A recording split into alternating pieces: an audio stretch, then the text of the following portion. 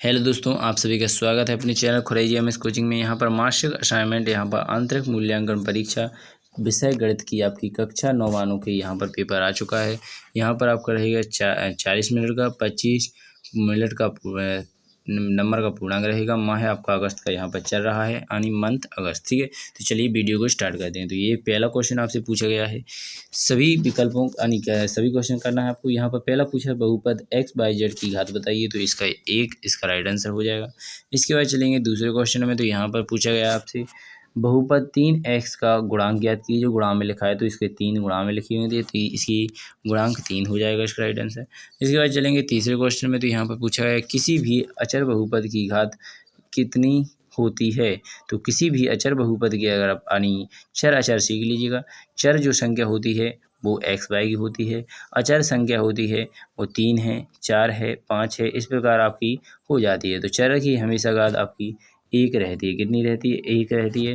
तो यहाँ पर ऑप्शन में इस प्रकार दिए गए हैं, तो अपने हिसाब से समझ लीजिए। वैसे चर की घात हमेशा 1 होती है। चलिए इसके बाद आगे चलते हैं। ठीक है, तो यहाँ पर आप देख लीजिएगा, किसी वर्ग बहुपद का अधिकतम कितने पद हो सकते हैं। तो किसी वर्ग बहुपद में अधिकतम कितने पद हो सकते हैं। तो यहाँ पर आपके किसी वर्ग वाले में तो हमेशा आप ध्यान रखेंगे 3 पद होंगे, क्योंकि एक बार स्क्वायर वाला, फिर एक बार एक्स वाला, फिर एक वाला, और इसके अलावा नहीं हो सकते। क्योंकि अगर एक एक के अलग बिलात हो जाएंगे गिनती वाले तो सब जुड़ जाएंगे, एक्स के बिलाक वाले हो जाएंगे तो जुड़ जाएंगे, अगर स्कोर वाले दो बिलाक होंगे तो जुड़ जाएंगे। तो यहाँ पर आपके 3 से ज़्यादा नहीं हो सकते। इसका राइट आंसर आपका 3 हो जाएगा। चलिए नेक्स्ट क्वेश्चन को देखें। तो नेक्स्ट क्वेश्चन में लिखा हुआ है निम्नलिखित संख्याओं को मानक रूप में लिखिए। तो ये और ये आपका 2 क्वेश्चन हो चुके हैं। चलिए इनको आंसर देख लेते हैं। तो पहले का आंसर इस प्रकार आपको मानक रूप में लिख देना है।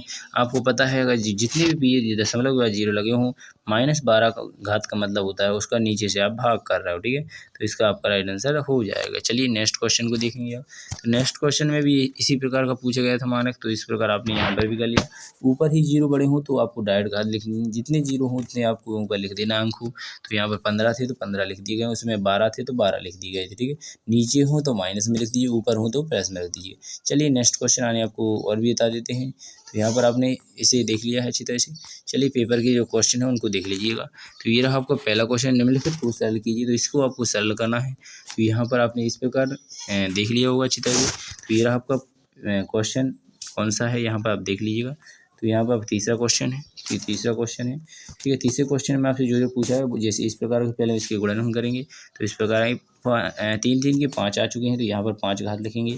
1/5 पहले से चढ़ी है, तो 5 से 5 कट जाएगी। घात 1 का मान कितना होता है? 3। तो इसका राइट आंसर आपका 3 हो जाएगा। चलिए नेक्स्ट क्वेश्चन को देख लेते हैं। तो यहाँ पर आपको चौथा क्वेश्चन दिया गया, अच्छी तरह से देखिए, सिद्ध कीजिए कि यहाँ पर इस प्रकार आपको बताना है। ठीक है, तो इसका राइट आंसर आप किस प्रकार करेंगे, तो यहाँ पर आप देख लीजिएगा। तो यहाँ पर जाँच कीजिए कि एक्स बराबर, तो यहाँ पर आपको एक्स के पहले 0 रखना है, तो ये आंसर कितना आ जाएगा? 0 आ जाएगा। नेक्स्ट क्वेश्चन में आप इसी प्रकार पुनः आप इसी को फिर दोहराएंगे, क्योंकि 2 रखना है। क्योंकि यहाँ पर उन्होंने बताया गया था कि पहले x रखना है, फिर आपको 2 रखना है, पहले 0 रखना है, फिर 2 रखना है इस बहुपद में। ठीक है, तो इसी पे बहुपद में पहले हमने 0 रख कर देखा, तो ये रहा आपका 0 आंसर। इसके बाद 2 रखा तो भी हमारा आंसर कितना है? 0 है। तो इस प्रकार आप यहाँ पर लिख सकते हैं। तो यहाँ पर आप लिख दीजिएगा। तो p बराबर 0, अतः x बराबर 2 के बहुपद का शून्यक है। तो ये x बराबर 2 भी एक बहुपद का शून्यक है। इस प्रकार आप देख सकते हैं। यहाँ पर लिखा 5वां क्वेश्चन सरल कीजिए। तो चलिए पहले 5वें क्वेश्चन को आपको बता देते हैं। तो ये रहा आपको 5वां क्वेश्चन, नीचे के खास सरल कीजिए। इस सवाल को आपको हल करना है। चलिए नेक्स्ट क्वेश्चन में आपको इसका आंसर देख लेते हैं। तो इसके प्रकार आपने देखिए था, तो यहाँ पर आप इसका आंसर देखेंगे। यहाँ पर हल कर इसके बाद आपको गुणनखंड करना है 6 की, और घात ऊपर 7 हो जाएगी। इस प्रकार आप नीचे करेंगे। तो यहाँ पर आप जानते हैं भाग में गुणा में घातें, भाग में घातें घटती हैं, तो यहाँ पर घातें घटा दी गई हैं। तो यहाँ पर आपको पता है 2 फिर 7 में से 3 चली जाएगी, 4 बची रह जाएगी।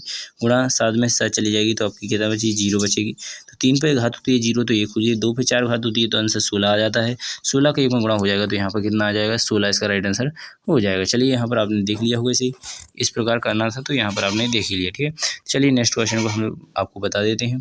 तो ये रहा आपका 6वां क्वेश्चन। यहाँ पर लिखा बहुपद में, तो x बराबर आपको 1 रखना है। ये बहुपद है पूरा। चलिए इसका आंसर देख लेते हैं पहले। ठीक है, इसके बाद आगे चलेंगे। तो यहाँ पर बहुपद दिया गया है, उसका x का मान रखना है। तो x बराबर -1 रखने पर यहाँ पर इस प्रकार आप रखते चले जाएंगे। तो इसका आपका यहाँ पर आपने रख दिया है। इसका फिर गुणा होगा, तो यहाँ पर इस प्रकार इसका गुणा कर दिया गया है, तो ये आपका 11 आंसर आ चुका है। तो p-1 रखने पर आपका 0 आ जाए 11 होगा, ठीक है। तो इस प्रकार आप देख लीजिएगा। चलिए नेक्स्ट क्वेश्चन यानी 7वें क्वेश्चन को देखेंगे। तो यहाँ पर भी बहुपद दिया गया है, इसका योगफल में तो पहले आपको क्या करना है, इसको और इसको जोड़ देना है, फिर इसको यहाँ पर लिखी हुई संख्या इसको घटा देना है। चलिए इसका भी आंसर देख लेते हैं। तो ये रहा आपका इसका आंसर। तो यहाँ पर आप देखेंगे पहले हमने क्या किया है, तो पहले हमने दोनों बहुपदों को यहाँ पर जोड़ दिया गया है, ठीक है। इसको और इसको जोड़ना है तो जोड़ दिया गया है। इसके बाद इसमें से इसको आपको यानी जितना भी इसका दोनों का योग आया है ऊपर लिखा हुआ है, इसको नीचे वाले को यहाँ पर घटा देना है। तो घटाते हैं तो आपको पता है पूरी चिन्ह बदल जाती है, जो माइनस की संख्या होती है वो प्लस की हो जाती है, जो प्लस की संख्या होती है वो माइनस की हो जाती है। तो यहाँ पर घटाएंगे तो इस प्रकार का आपको आंसर आता है। तो यहीं पर आपको घात बतानी थी, तो यहाँ पर 4 घात इसका राइट आंसर हो गया है। चलिए नेक्स्ट क्वेश्चन देखेंगे।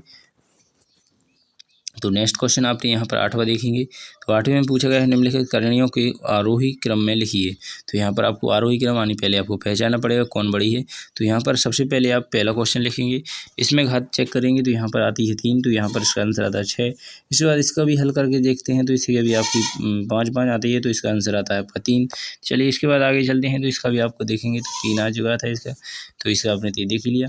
तो यहाँ पर आप देखेंगे आगे चलेंगे और तो यहाँ पर लिखा है 64 का यहाँ पर आता है 8 तथा सबसे बड़ी संख्या यह है और दूसरे नंबर पर वो रहेगी, तीसरे नंबर पर ये रहेगी। तो इस प्रकार आप देखेंगे तो इस प्रकार आप यहाँ पर लिख देंगे। आरोही क्रम में लिखने पर तो यहाँ पर 3, 6, 8 अर्थात कोणियों में लिखेंगे तो इस प्रकार आप लिख सकते हैं। आशा करेंगे आपको वीडियो पसंद आई होगी। चलिए बिना टाइम खराब किए नेक्स्ट क्वेश्चन को भी देख लेते हैं। तो वैसे तो हमारे सबसे इतने ही क्वेश्चन थे इस वीडियो में, 8 क्वेश्चन ही इस पेपर में करना था, तो 8 को आपने अच्छी तरह से नोट कर लिया और हल भी करके बता दिया गया आपको।